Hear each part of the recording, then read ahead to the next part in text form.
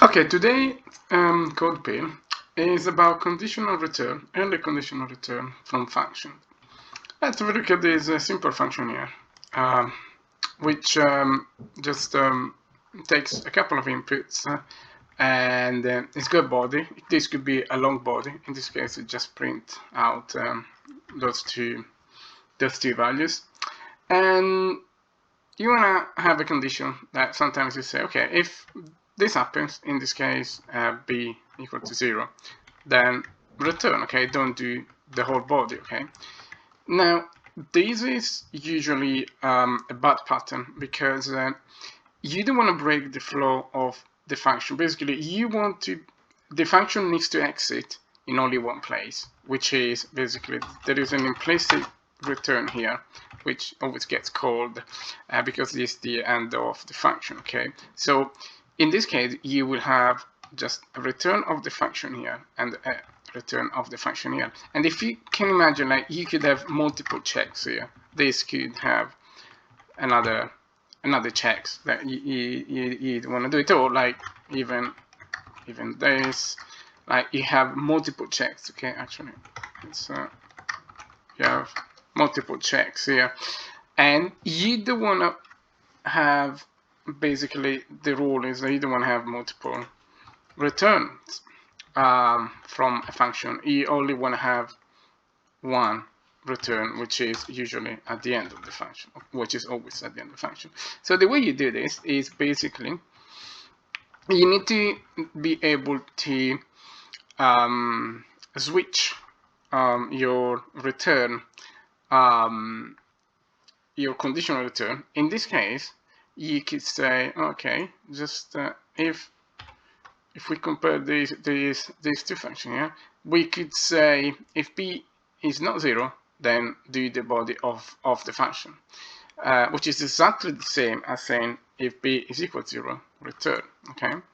So just the slight annoyance of this method here, but it's only a cosmetic one, is that it will indent the body of the function like one more space of tab towards the right hand side. So the whole body will be, no, it will have this big indent. Instead here, the body will be nice and aligned to the normal body of the function. But this is just a visual thing, so you should always go for the most architecturally sound solution, not of the visual thing, because you can choose your own coding pattern, so nobody is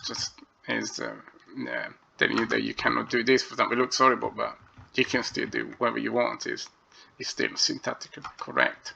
So always make sure that you always have one place when you basically return. And to show you one more example. So for example, in case that the function returns value, this is even more striking because here is a simple division.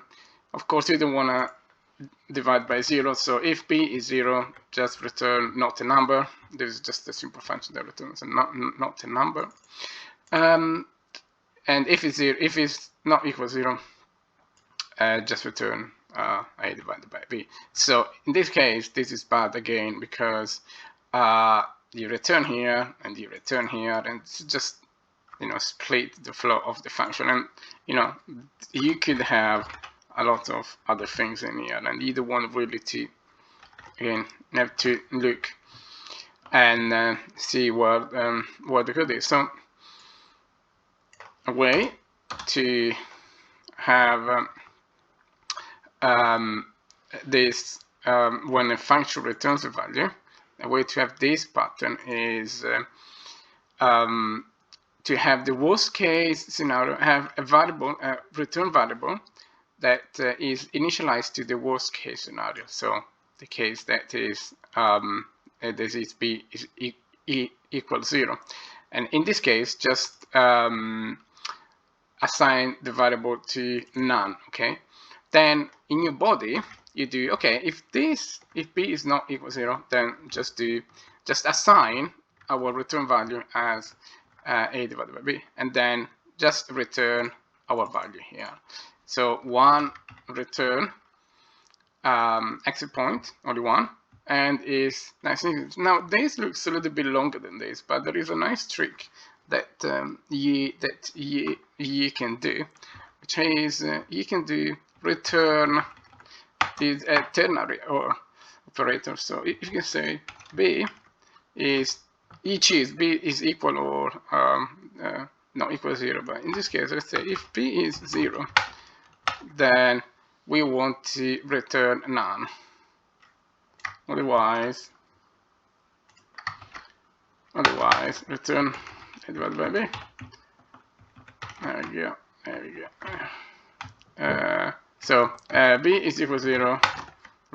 Return not the number. Otherwise, return b. So it's a bit of a shortcut, but in this case, you only have one return, because this is basically is a condensed way of doing this if actually. So it's a bit of cheating, but you know, it's a lot quicker. And that's it for this lesson. So always return from a function in one place, never return from more places.